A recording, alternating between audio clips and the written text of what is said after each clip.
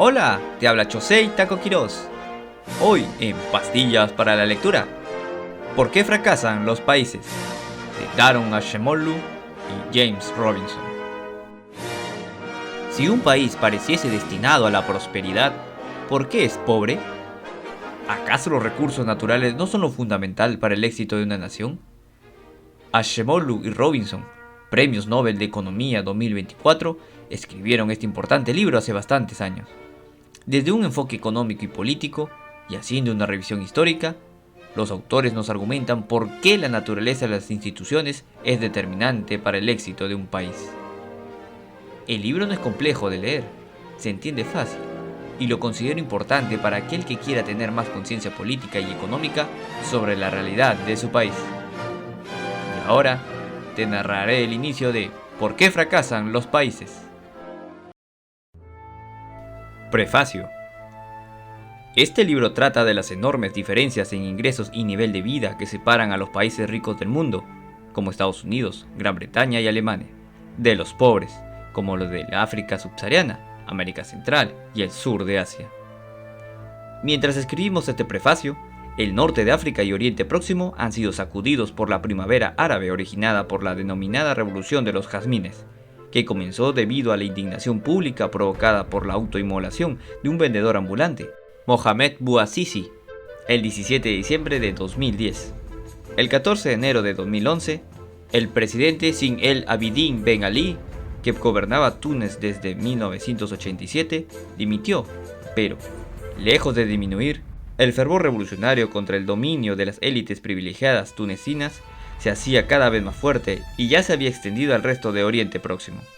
Hosni Mubarak, que había gobernado Egipto con un férreo control durante casi 30 años, fue derrocado el 11 de febrero de 2011.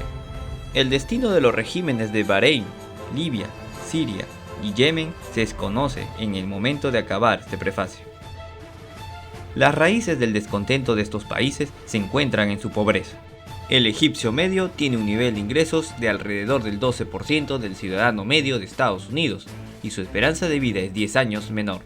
Además, el 20% de la población vive una pobreza extrema. A pesar de que estas diferencias sean significativas, en realidad son bastante pequeñas en comparación con las que existen entre Estados Unidos y los países más pobres del mundo, como Corea del Norte, Sierra Leona, Zimbabue, donde más de la mitad de la población vive en la pobreza. ¿Por qué Egipto es mucho más pobre que Estados Unidos? ¿Qué limitaciones existen para que los egipcios lleguen a ser más prósperos? ¿La pobreza de Egipto es inmutable o puede ser erradicada? Una forma natural de empezar a pensar en ello es ver qué dicen los propios egipcios sobre los problemas a los que se enfrentan y por qué se alzaron contra el régimen de Mubarak. Noha Hamed, de 24 años, trabajadora de una agencia de publicidad de El Cairo, dejó clara su opinión mientras se manifestaba en la plaza de Tahrir. Sufrimos debido a la corrupción, la opresión y la educación deficiente. Vivimos en un sistema corrupto que debe cambiar. Otra persona de la plaza, Mossab El-Shami, de 20 años, estudiante de farmacia, estaba de acuerdo con ella. Espero que, para finales de este año, tengamos un gobierno electo, que se apliquen las libertades universales y que pongamos fin a la corrupción que se ha apoderado de este país. Noha Hamed, de 24 años, trabajadora de una agencia de publicidad de El Cairo, dejó clara su opinión mientras se manifestaba en la plaza de Tahrir. Sufrimos debido a la corrupción, la opresión y la educación deficiente. Vivimos en un sistema corrupto que debe cambiar. Otra persona de la plaza, Mossab El-Shamid, de 20 años, estudiante de farmacia, estaba de acuerdo con ella. Espero que, para finales de este año, tengamos un gobierno electo, que se apliquen las libertades universales y que pongamos fin a la corrupción que se ha apoderado de este país. Los manifestantes de la plaza de Tahrir hablaron con una sola voz sobre la corrupción del gobierno, su incapacidad para ofrecer servicios públicos y la falta de igualdad de oportunidades de su país. Se quejaban sobre todo de la represión y la falta de derechos políticos, tal y como Mohamed El-Baradei, exdirector del Organismo Internacional de Energía Atómica, escribió en Twitter el 13 de enero del 2011, Túnez, represión, más ausencia de justicia social, más negación de canales para el cambio pacífico, igual bomba de relojería. Tanto los egipcios como los tunecinos vieron que sus problemas económicos se debían fundamentalmente a su falta de derechos políticos.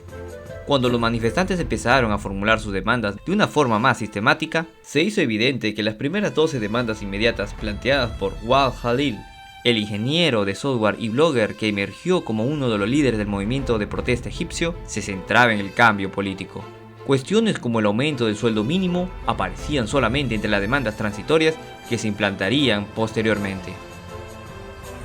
Para los egipcios, las cosas que los han retrasado incluyen un estado ineficaz y corrupto y una sociedad en la que no pueden utilizar su talento, su ambición, su ingenio ni la formación académica que puedan conseguir. Sin embargo, también reconocen que las raíces de estos problemas son políticas. Todos los impedimentos económicos a los que se enfrentan proceden de cómo se ejerce el poder político en Egipto y del monopolio de dicho poder por parte de una élite reducida, y creen que este es el primer elemento que debe cambiar. No obstante, por creer esto, los manifestantes de la plaza de Tahrir se han desmarcado notablemente de la sabiduría convencional sobre el tema. La mayoría de los teóricos y comentaristas que analizan por qué un país como Egipto es pobre lo atribuyen a factores completamente distintos. Algunos subrayan que la pobreza del país viene determinada principalmente por su situación geográfica, por el hecho de que es casi todo desierto. Carece de una pluviosidad adecuada y su suelo y su clima no permiten que exista una agricultura productiva. Sin embargo, otros apuntan a los atributos culturales de los egipcios, que supuestamente son hostiles a la prosperidad y al desarrollo económico. Defienden la idea de que los egipcios carecen del tipo de rasgos culturales y de ética del trabajo que han permitido que otros pueblos prosperen y que han aceptado creencias islámicas que no concuerdan con el éxito económico. Un tercer enfoque, el dominante entre los economistas y expertos políticos, se basa en la idea de que los gobernantes de Egipto sencillamente no saben qué es necesario para que su país prospere y han seguido políticas y estrategias incorrectas en el pasado. Creen que, si estos gobernantes consideran el asesoramiento apropiado de los asesores adecuados, se lograría la prosperidad. De acuerdo con estos académicos y expertos, el hecho de que Egipto haya sido gobernado por reducidas élites que buscan su beneficio personal a costa de la sociedad parece irrelevante a la hora de comprender los problemas económicos del país.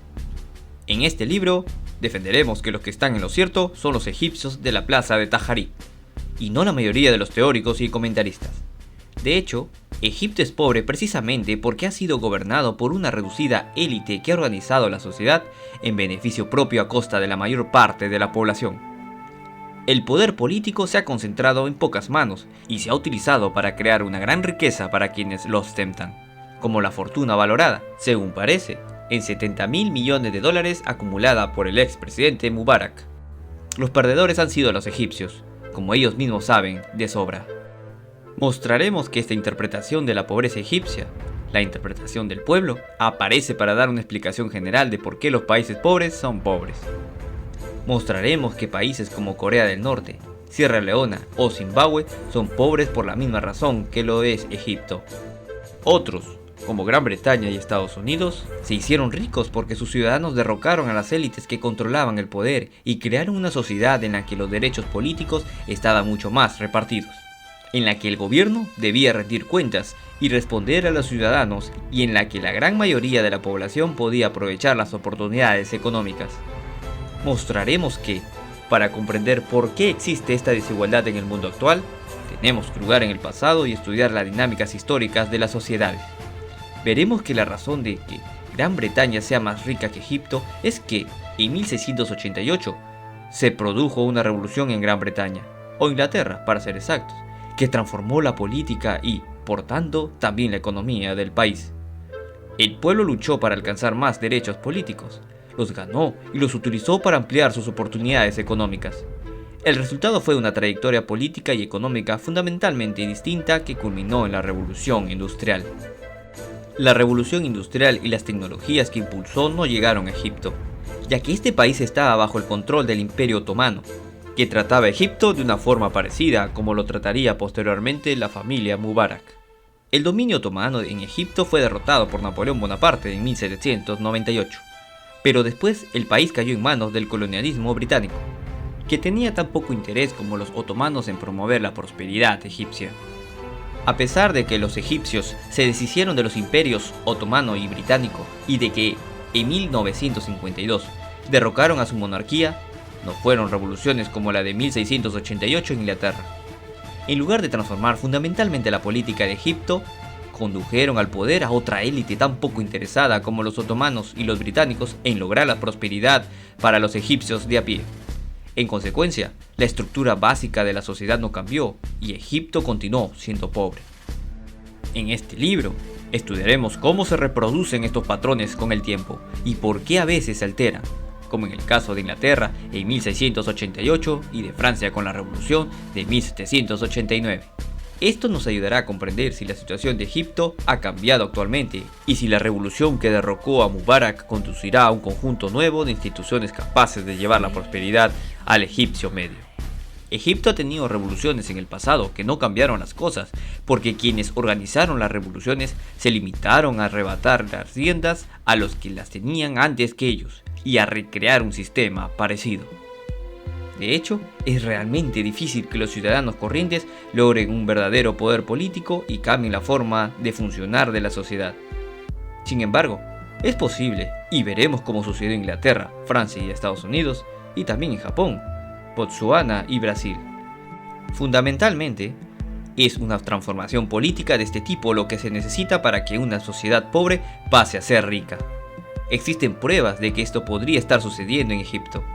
Rida Metwali, manifestante de la plaza de Tahrir, defendió: ahora ves a musulmanes y cristianos juntos, y a viejos y jóvenes juntos, todos quieren lo mismo.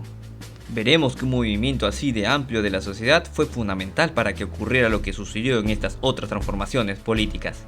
Si entendemos cuándo y por qué ocurren estas transiciones, estaremos en mejor posición para evaluar cuándo esperamos que fracasen dichos movimientos de acuerdo con lo que ha ocurrido normalmente en el pasado y cuándo podemos esperar que tengan éxito y mejoren la vida de millones de personas.